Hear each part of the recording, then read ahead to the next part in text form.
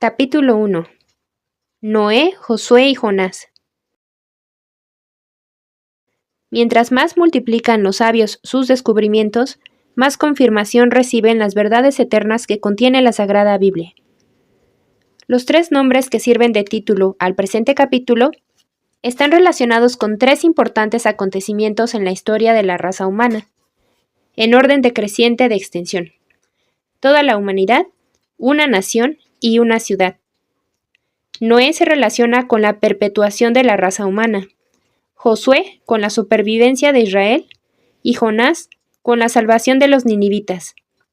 En cada uno de estos acontecimientos se produjeron notables intervenciones divinas, destacándose en el primero el diluvio, en el segundo la prolongación del día y en el tercero el hecho de que el profeta fuera transportado vivo en el vientre de un animal marino durante 3 días y 3 noches.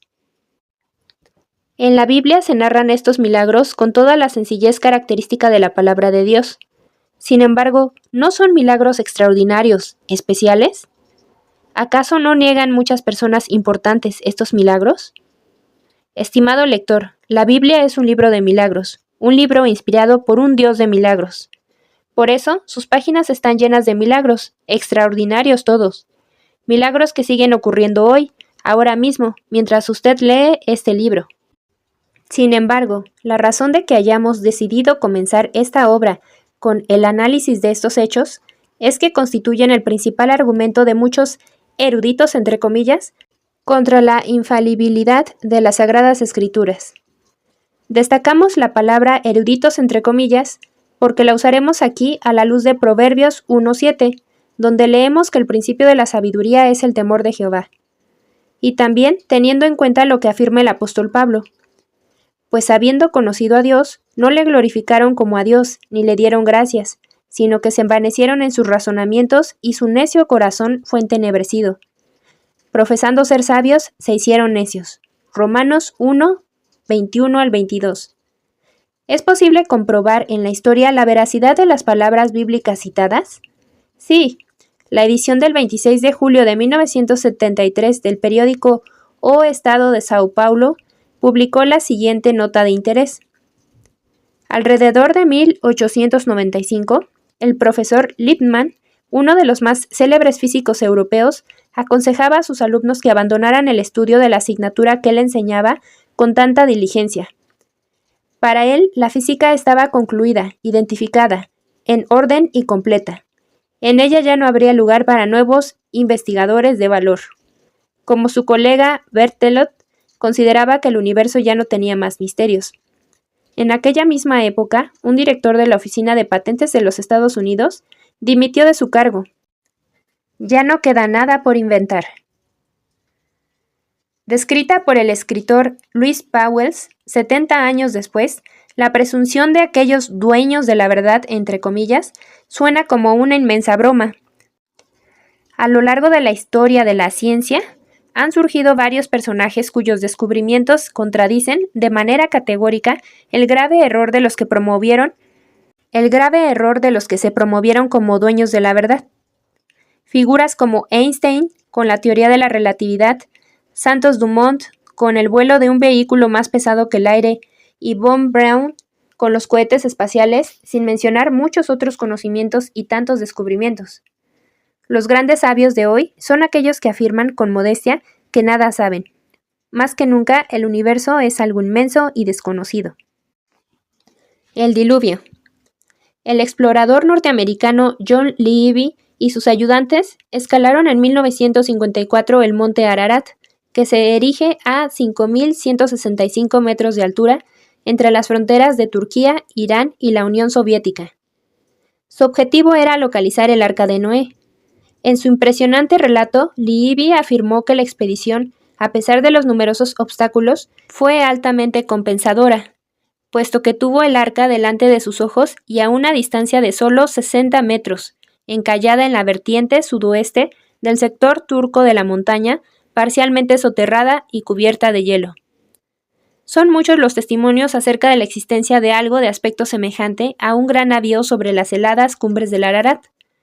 En 1917, un piloto ruso afirmó haber observado los restos de un extraño y enorme barco, justamente en la región señalada por Livy y otros exploradores, como el lugar donde se halla el Arca de Noé. El suceso bíblico, narrado en los capítulos 6 al 8 de Génesis, tan puesto en tela de juicio por los estudiosos y científicos en el pasado, en la actualidad es gradualmente aceptado por un número cada vez mayor de personas debido a la gran cantidad de evidencias a su favor. ¿De dónde vinieron las aguas? Entre las numerosas dificultades aparentes presentadas por la narración del diluvio, se destaca su carácter universal y la gran cantidad de agua, suficiente para cubrir todas las montañas, incluso las más elevadas, a fin de que el juicio divino alcanzase toda la tierra. Afirma el Génesis en los versículos 6 y 7 del primer capítulo que en el segundo día de la creación había aguas debajo de la expansión y aguas sobre la expansión, siendo las de abajo las existentes en la tierra, como los mares, lagos y ríos. Las aguas de encima serían entonces como una gran lente de hielo que protegía la Tierra de las perjudiciales radiaciones cósmicas. Fueron estas aguas las que cayeron durante 40 días y 40 noches, alterando profundamente el sistema aerotelúrico y provocando la desaparición de los grandes reptiles antediluvianos. En cuanto a la posibilidad de que estas aguas cubriesen los montes más altos, los científicos informan que la altitud media de la superficie de la Tierra es de solo 800 metros sobre el nivel del mar, mientras que la profundidad media de todos los océanos es de 4.000 metros. Por tanto, la Tierra es un planeta donde predomina el agua. Cerca del 71% de su superficie está cubierto por las aguas. Se añade a estos datos la posibilidad de que la superficie de la Tierra fuera antiguamente menos accidentada que hoy. De ser así, no habría existido antes del diluvio montañas de 8.000 metros como el Himalaya, o tal vez tampoco elevaciones como los Andes o los Alpes. Para que el mundo pudiese albergar los grandes animales de los que nos habla la historia natural, tenía que estar desprovisto de todas aquellas montañas que pudieran formar barreras físicas y climáticas. Si todas las irregularidades de la superficie de la Tierra quedaran allanadas, tanto por encima del agua como por debajo de ella, de modo que no hubiese depresiones ni cavidades en ninguna parte, no se vería tierra seca alguna. El océano cubriría todo el planeta y tendría una profundidad de 250 metros aproximadamente. En cuanto a la posibilidad de que ocurriesen transformaciones topográficas, la historia presenta innumerables ejemplos. El 27 de agosto de 1883, el volcán Perboatán, en la isla del Krakatoa, explotó e hizo que quedara sumergida la mayor parte de la isla, que tenía anteriormente un área de 40 kilómetros cuadrados. En 1950, en la India, un terremoto transformó la configuración de cordilleras enteras en la región del Himalaya. La prueba de la destrucción repentina. En varias partes del mundo, las excavaciones arqueológicas han acumulado pruebas a favor de la existencia de un gran diluvio universal. A este respecto, escribió el columnista Dalton Ramos Marranazo en un periódico de Sao Paulo. Véase, por ejemplo, la existencia de enormes cementerios de fósiles, encontrados en todo el mundo. Casi sin excepción, dan la impresión de haber sido sepultados súbitamente. En cambio, en la actualidad no sucede nada semejante. Es un hecho conocido que los pocos peces que mueren de forma natural son devorados casi de inmediato por otras criaturas. No se acumulan en el fondo de los océanos o los ríos. No obstante, los lechos de peces fósiles encontrados se extienden por kilómetros en todas las direcciones y contienen cardúmenes enteros enterrados en los que se cuentan millones de ejemplares. Todo parece indicar que fueron enterrados vivos y con cierta rapidez en un gran cataclismo general que abarcó todo el planeta. Lo mismo se puede decir de los grandes depósitos de reptiles fosilizados que se hallan en otras partes del mundo, como en las montañas rocosas y en las colinas negras. Los admirables lechos de elefantes en Siberia, los lechos de caballos en Francia, los lechos de hipopótamos en Sicilia, y las acumulaciones de organismos marinos que probablemente forman la mayor parte de los depósitos estratificados del mundo, apuntan hacia una catástrofe mundial en la cual el mundo de entonces pereció anegado en agua, Segunda de Pedro 3:6. No se puede explicar de ninguna otra manera la súbita extinción de los dinosaurios y de los grandes mamíferos del pasado. ¿Y los depósitos de elefantes o mamuts de Siberia? Virtualmente millones de animales de este tipo quedaron sepultados en las actuales estepas de aquella región y en las islas del norte. Los científicos afirman que estos animales murieron ahogados, aunque se sabe que los elefantes son fuertes nadadores y pueden nadar por mucho tiempo. Lo mismo podemos decir de los rinocerontes, que actualmente son tan extraños en Siberia como los elefantes.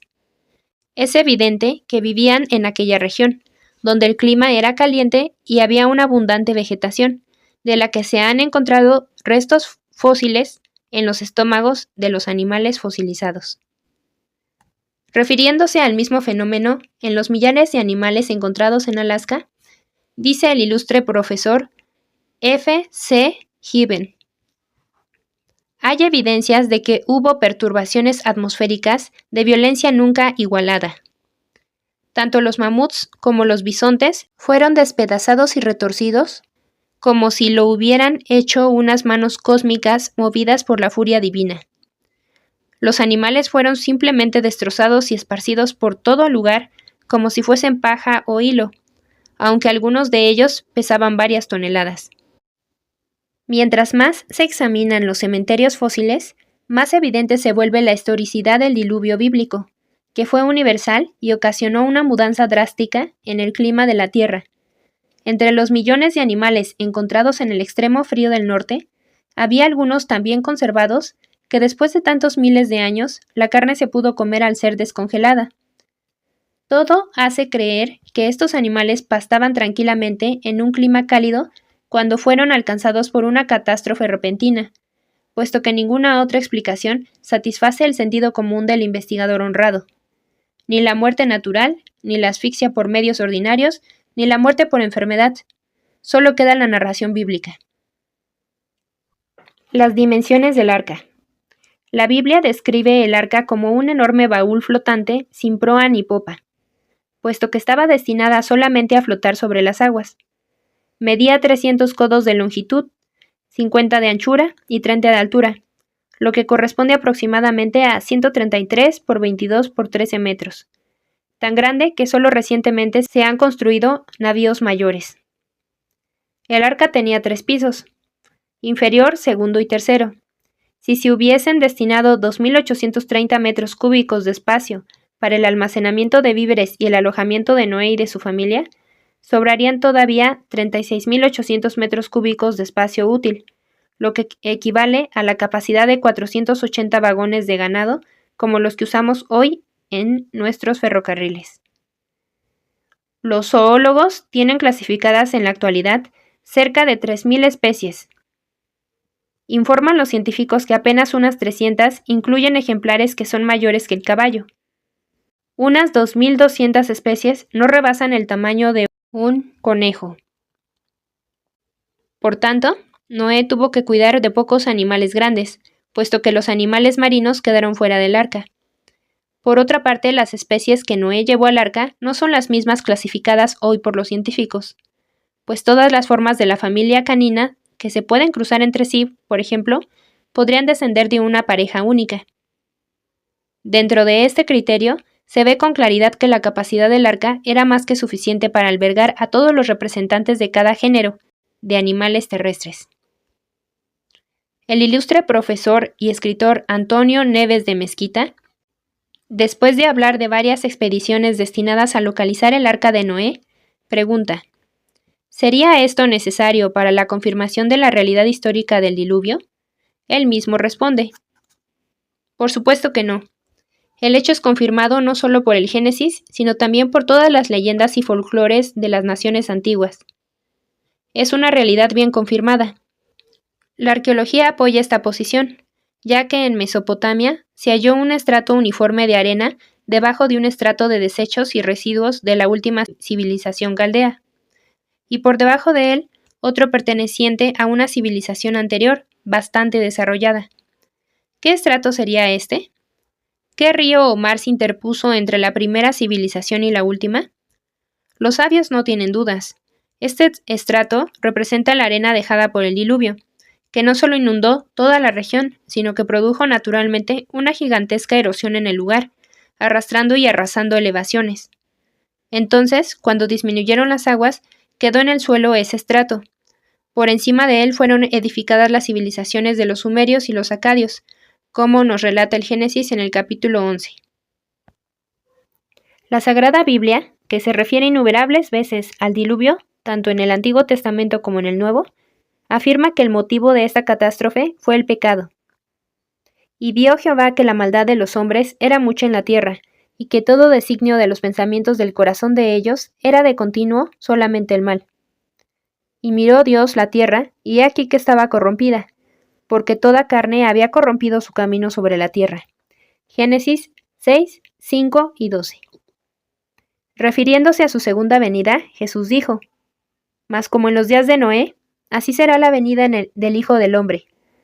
Porque como en los días antes del diluvio, estaban comiendo y bebiendo, casándose y dándose en casamiento, hasta el día en que Noé entró en el arca, y no entendieron hasta que vino el diluvio y se los llevó a todos.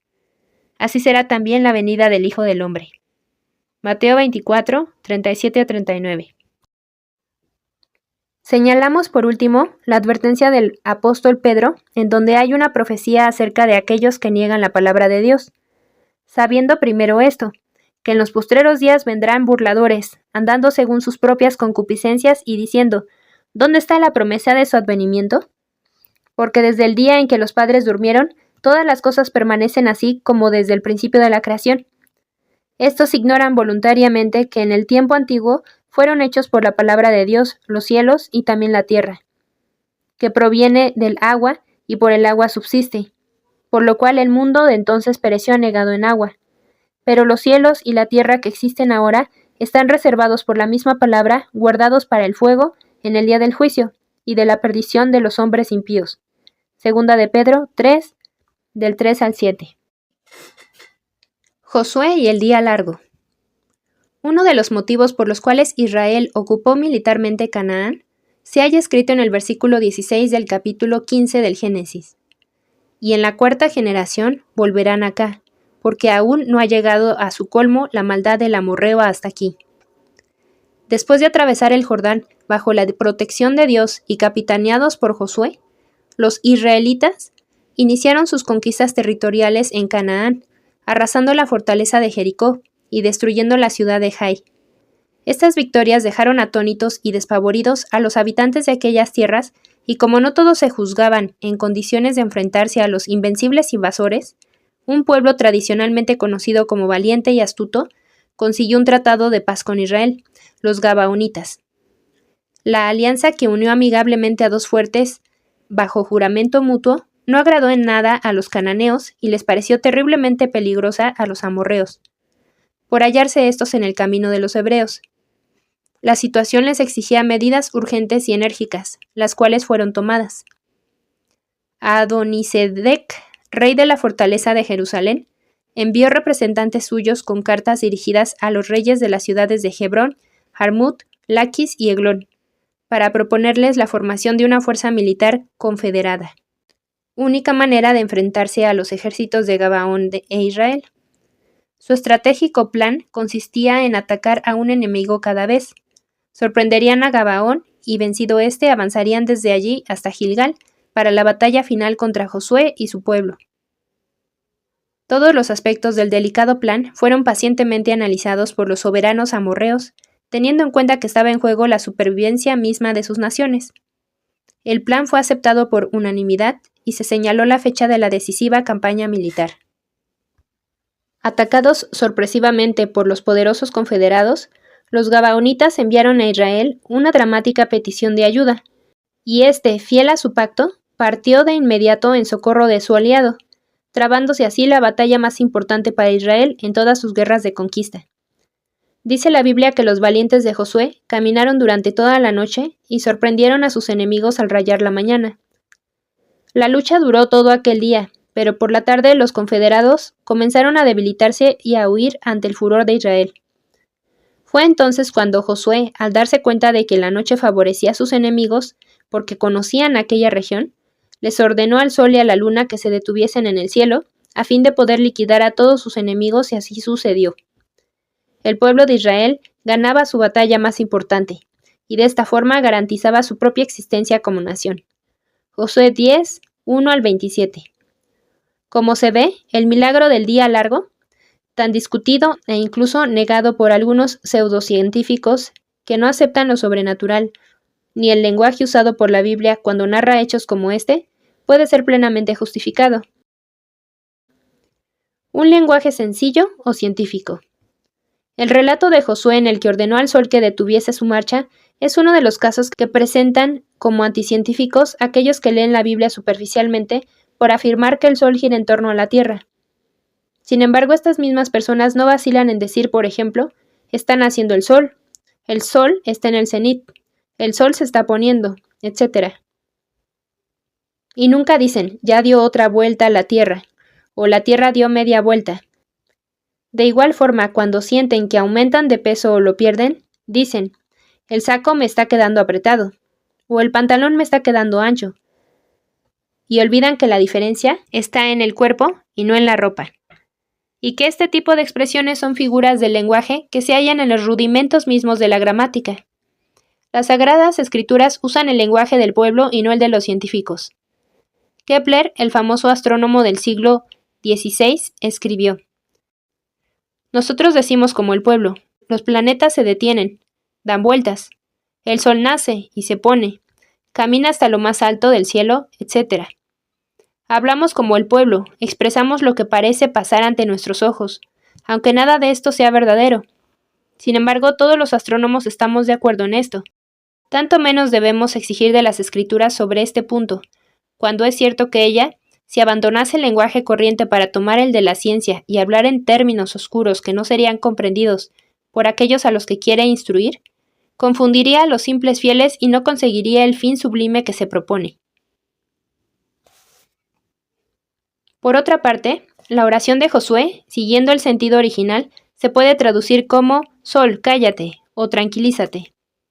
Los científicos nos informan que la luz produce sonido, es decir, que el sol, al enviar sus radiaciones sobre este mundo, provoca un sonido musical por las rápidas vibraciones que causa en las ondas del éter. No obstante, esta música no puede ser oída por nuestros oídos. También se admite que la acción del sol sobre la Tierra se debe a la rotación de ésta en torno a su propio eje. De esta forma, las palabras de Josué manifestarían una inmensa exactitud científica y la Tierra habría disminuido la velocidad de su movimiento, de rotación, en virtud de una debilitación temporal de la acción del Sol sobre ella. El gran Newton demostró con cuánta rapidez podría disminuir la velocidad de la Tierra, sin molestias apreciables para sus habitantes. Lo que dicen los científicos. Hay quienes reconocen mediante pruebas científicas la existencia de un día perdido en la historia de la Tierra, pero se niegan a aceptar como causa de este la oración de Josué. Tratan de explicar el milagro sirviéndose de la teoría de la refracción de la luz, según la cual, debido a las diferentes densidades de los gases que componen la atmósfera y a través de los cuales pasan los rayos solares, estos se reflejan o desvían de su verdadera dirección, tal como sucede con una vara parcialmente sumergida en el agua, que da la apariencia de ser curva. A través de la refracción de la luz podemos ver la luz del sol. A través de la refracción de la luz podemos ver al sol encima aún de la línea del horizonte, cuando en realidad ya se ha puesto. Con todo, para la gran mayoría de los científicos, la refracción de la luz daría la impresión de una prolongación de 1 hora como máximo. Por tanto, este tiempo sería insignificante comparado con las 24 horas perdidas o el casi un día entero de Josué. Después de estudiar a conciencia el asunto desde el punto de vista astronómico, el profesor Totten de Yale, en Estados Unidos, publicó en los periódicos de aquel país un amplio desarrollo matemático en el cual había calculado retrospectivamente los equinoccios y eclipses, partiendo de principios de este siglo hasta llegar al solsticio de invierno del día de Josué, y señalando aquel día como miércoles, mientras que, comenzando mucho antes de Josué y acercándose a nuestros tiempos, el mismo solsticio de invierno parece ser un martes. Sostenía el profesor Totten que no hay cálculo matemático posible que sea capaz de anular su conclusión. Un día de 24 horas fue insertado en la historia del mundo. Señor, yo creo. El mismo profesor Totten, en un libro sobre este tema, publicado en 1890, escribió acerca de sus investigaciones y de un desafío lanzado por él mismo a un ilustre astrónomo amigo suyo, que no creía en la inspiración de la Biblia. Le dijo: «Usted no cree que la Biblia sea la palabra de Dios, pero yo sí. He aquí ahora una oportunidad óptima para que sometamos a prueba su inspiración. Comience a leer desde el principio y siga hasta donde sea necesario, tratando de ver si la Biblia ofrece una explicación para ese tiempo desaparecido».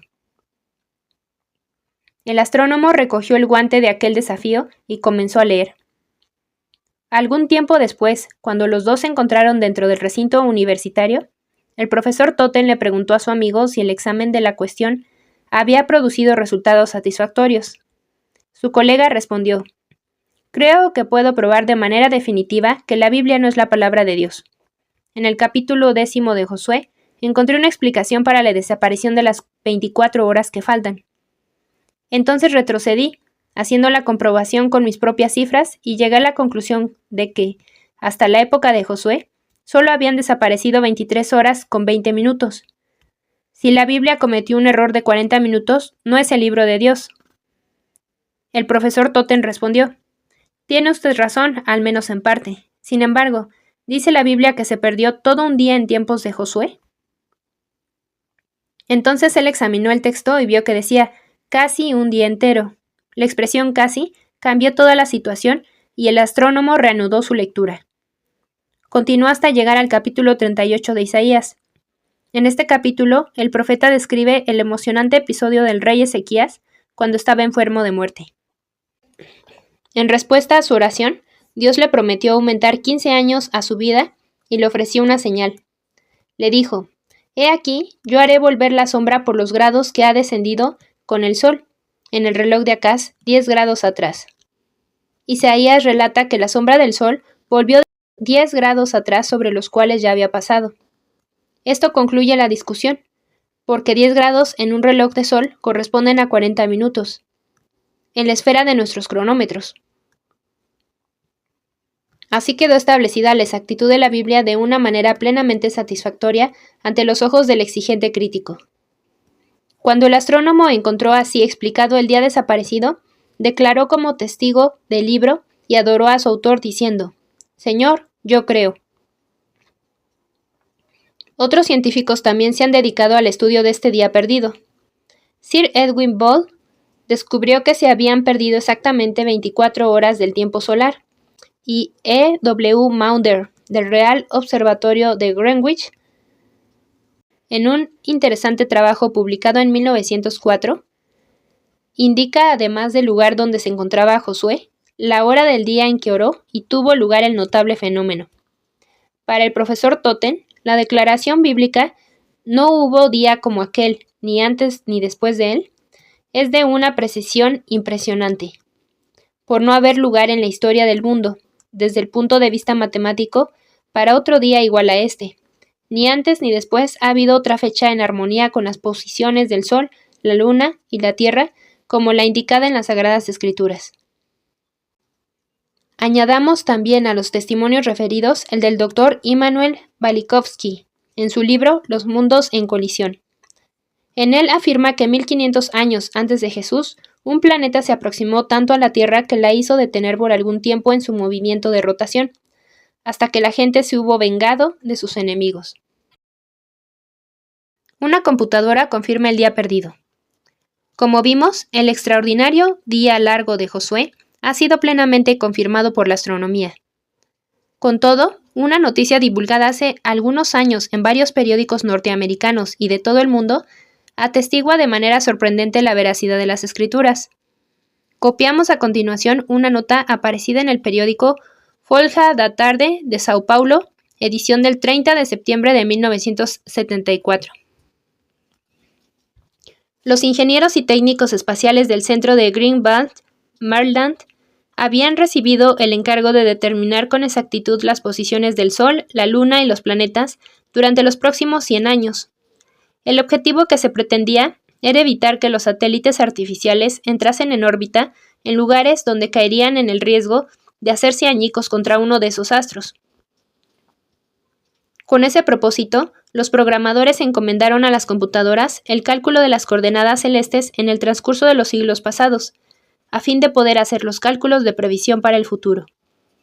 Echaron a andar las computadoras, pero en cierto momento las máquinas pararon. Se encendió una luz roja, la cual indicaba que las computadoras habían recibido una información falsa, que estarían en desacuerdo con todos los demás datos suministrados. Una vez convocados los técnicos y especialistas, revelaron un extraño descubrimiento. Falta un día en el pasado. ¿Cómo puede ser esto?, se preguntaron todos. Era necesario descubrirlo, pues de lo contrario no podría seguir la investigación hacia el futuro. Uno de los miembros del equipo lo aclaró. Me acuerdo de un texto de la Biblia donde se lee que el sol se detuvo en el cielo. Así fue como los científicos tuvieron que examinar en la Biblia el relato de Josué 10, del 12 al 15. En esa ocasión, Dios oyó la oración de Josué a favor del pueblo de Israel, y el sol se paró en medio del cielo y no se apresuró a ponerse casi un día entero. Programaron esta nueva información en las computadoras. Al comenzar de nuevo los cálculos de las conjunciones planetarias de aquella época, se constató que seguía habiendo una exactitud. La duración del tiempo suplementario era de 23 horas y 20 minutos, y no de 24 horas exactas. Volviendo al texto bíblico, los científicos observaron: el sol no se apresuró a ponerse casi un día entero, por tanto faltaban 40 minutos aún. ¿Dónde estarían? Aquel miembro del equipo que conocía la Biblia lo aclaró nuevamente. Me acuerdo de otro texto que revela que la sombra del sol regresó. Nuevamente los científicos se inclinaron sobre la Biblia para leer en 2 de Reyes 20, del 8 al 11, que Dios oyó la oración de Isaías e hizo que la sombra regresase 10 grados en el reloj de Acaz. Este retroceso corresponde a los 40 minutos que faltaban.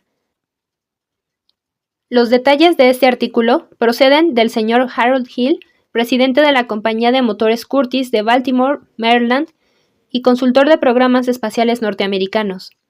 El profesor Antonio Gilberto, que en aquella ocasión cursaba Ingeniería Electrónica en los Estados Unidos, tradujo al portugués un artículo semejante, publicado primeramente en el periódico Evening News de Spencer, Indiana, y reproducido después por The Pentecostal Evangel, órgano oficial de las Asambleas de Dios en ese país.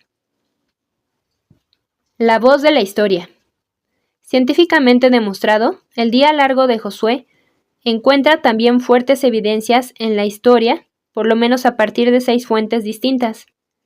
Las 3 naciones historiadoras del mundo, Grecia, Egipto y China, y con ellas México, confirman y recogen la memoria de un día extremadamente largo. Heródoto, el llamado padre de la historia, nacido en Grecia, unos 500 años antes de Cristo, dejó escrito lo que le contaron los sacerdotes egipcios acerca de una ocasión en que el sol había nacido 2 veces. Se cree que con esto se refería al día largo de Josué, aunque la declaración sea distorsionada y exagerada. En China se escribió que cierto duque, hallándose empeñado en una batalla y temiendo que interfiriese la noche para impedirle la victoria, tiró su lanza contra el sol y éste retrocedió en el firmamento 3 signos del zodiaco, cerca de 6 horas. En México, Lord Kingsborough descubrió un escrito acerca de un día extraordinariamente largo en el año conocido por sus habitantes como 7 Conejo, el cual corresponde con exactitud al año en que Josué conquistó Palestina. Si incluimos el testimonio de Yasher, el recto, contemporáneo de Josué, que registró el hecho, la historicidad queda confirmada por 6 fuentes procedentes de 5 países diferentes: Grecia, China, Egipto, México y Palestina. Que continúen los sabios multiplicando sus descubrimientos, que con el pretexto de investigar, escudriñan hasta el menor de sus detalles, las narraciones que han sido conservadas para nosotros desde aquellas edades oscuras. Todo lo que logran hacer es volver más persuasivas la admirable sencillez y la fundamental exactitud de las verdades registradas en los libros sagrados, que han iluminado hasta hoy la peregrinación del hombre. Son palabras de Sir Winston Churchill, primer ministro británico. No se podría haber proclamado mejor la infalibilidad de la Sagrada Biblia que con esta oración de Jesús. Tu palabra es verdad. Juan 17:17. Jonás y el gran pez. Una de las narraciones bíblicas más ridiculizadas por los pseudosabios es la del profeta Jonás, en el libro del mismo nombre. Pero Jehová tenía preparado un gran pez, que tragase a Jonás, y estuvo Jonás en el vientre del pez 3 días y 3 noches. Y mandó Jehová al pez y vomitó a Jonás en tierra. Jonás 1:17 y 2:10. ¿Cómo es posible que un pez se trague un hombre y lo lance fuera 3 días después vivo? Harold Lindsell, antiguo editor de la publicación evangélica norteamericana Christianity Today y uno de los líderes del movimiento a favor de la infalibilidad de las Escrituras, elogió al Sínodo de Missouri de la Iglesia Luterana por haber obligado a salir de él a miles de miembros en la década de los años 60, después que algunos profesores comenzaron a poner abiertamente en tela de juicio temas como el de que Jonás hubiese sido tragado por una ballena. Otro especialista en asuntos bíblicos, el Dr. Jimmy Allen, afirmó: son verdaderas todas las declaraciones de la Biblia, pero creo en lo que llamo teoría dinámica, es decir, que Dios usó la capacidad y la personalidad de los humanos para recibirlas. Sabemos que hay diferentes versiones de ciertos acontecimientos, pero creemos que Dios protege su mensaje infalible. Para concluir, el Dr. Allen señala que hubo un hombre llamado Jonás. La Biblia dice que un pez se lo tragó. Dios es capaz de hacer algo así. En evidente desacuerdo con la idea de la historicidad de Jonás, el Dr. Jack Rogers, del Seminario Teológico Fuller de los Estados Unidos, de confesión presbiteriana, afirma: algunas personas argumentan que existió un pez lo suficientemente grande como para tragar a Jonás. Sin embargo, yo miro al periodo en que fue escrito este relato. Me parece un relato contado para servir de ejemplo a lo que es la misión del hombre que sirve a Dios. De manera similar, declara el Dr. Warren Quambeck, del Seminario Teológico Luterano del Noroeste en Saint Paul. El valor de la Biblia es el de transmitir una tradición apostólica y profética. Sin ella, no sabríamos nada sobre la vida de Jesús.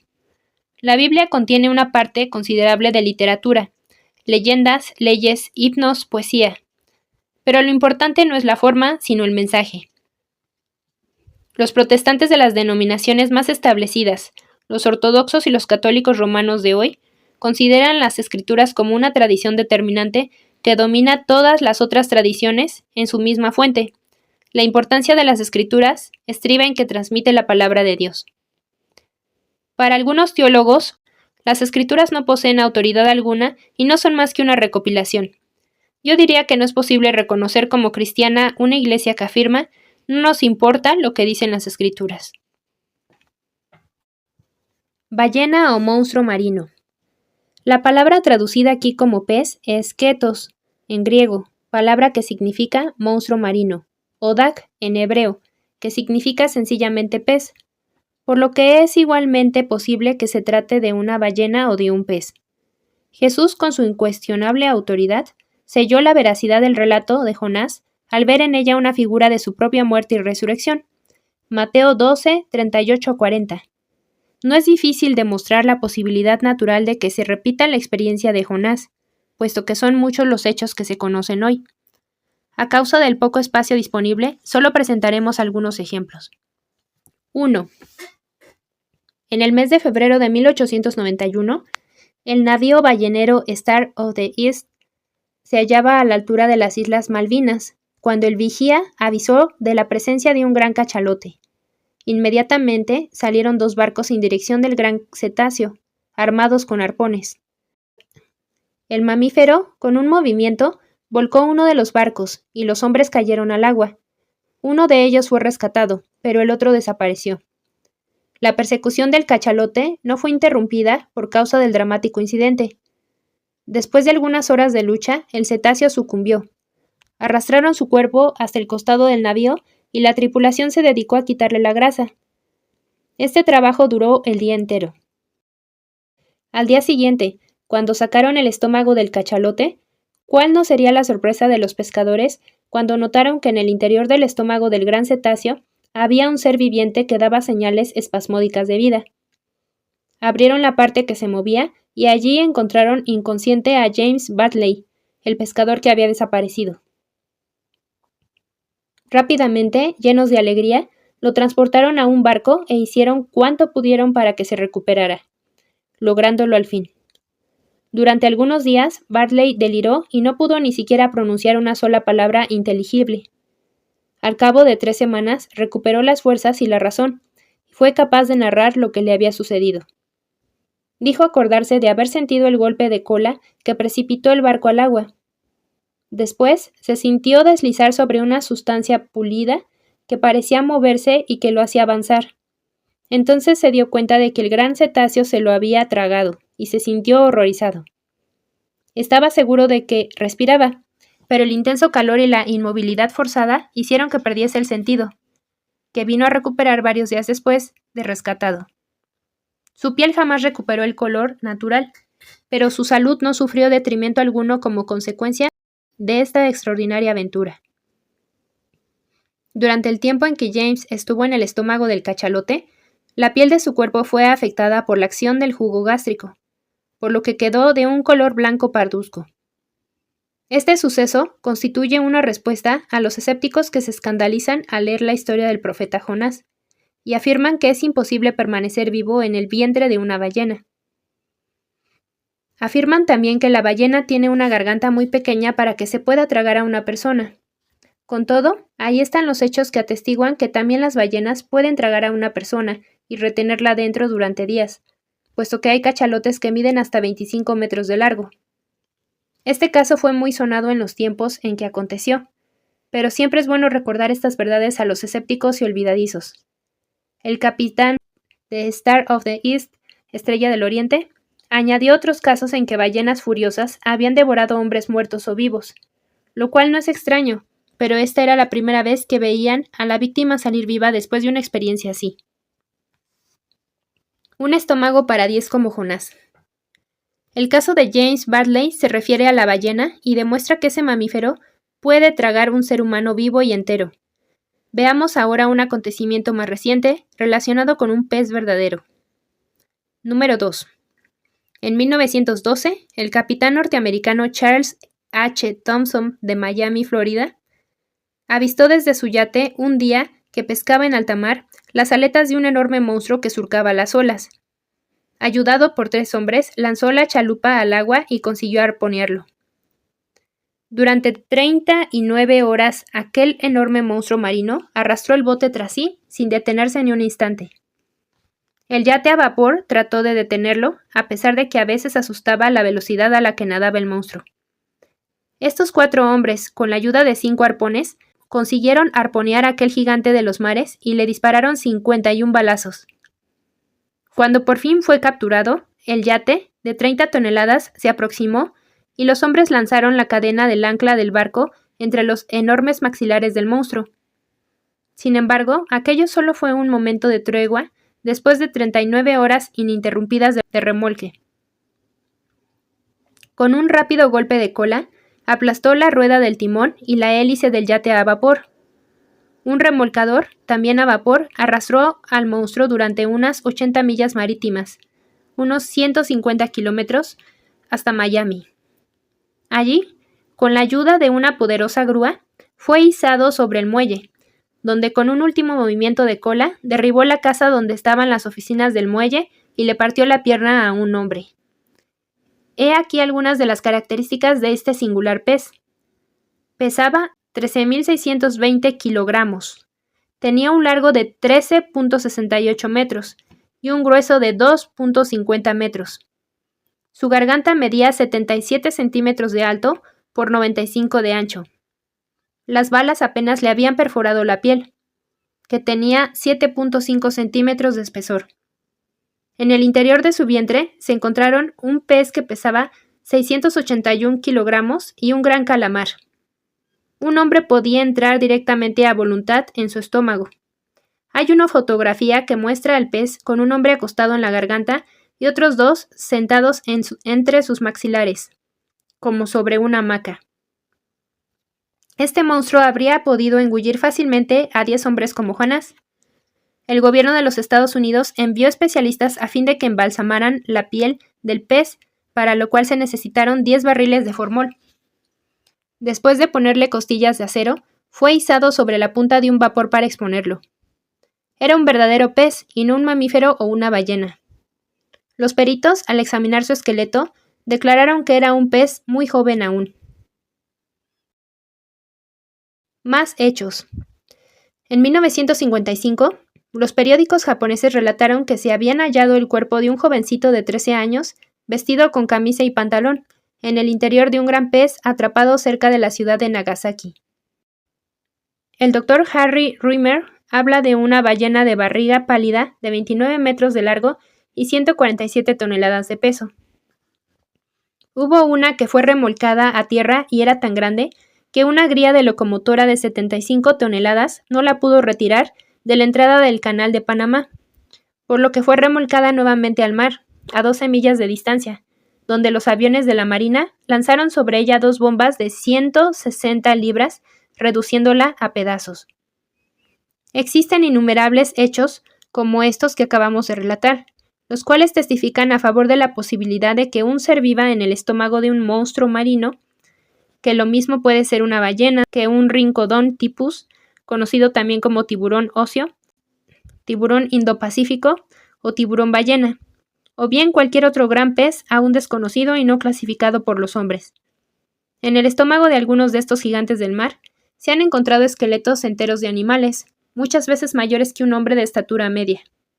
No obstante, lo que convierte en admisible y admirable la experiencia del profeta es la intervención de Dios, que lo planeó todo, preparando y guiando aquel extraño medio de transporte, a fin de demostrar al profeta, y con él a todos nosotros, que el Señor Dios Todopoderoso no desiste con tanta facilidad de sus elevados propósitos de buscar, perdonar y salvar. De regreso a las costas de Palestina, Jonás tomó el rumbo debido y predicó en la gran ciudad de Nínive, que se arrepintió y fue salvada. El amor de Dios es capaz de proezas extraordinarias.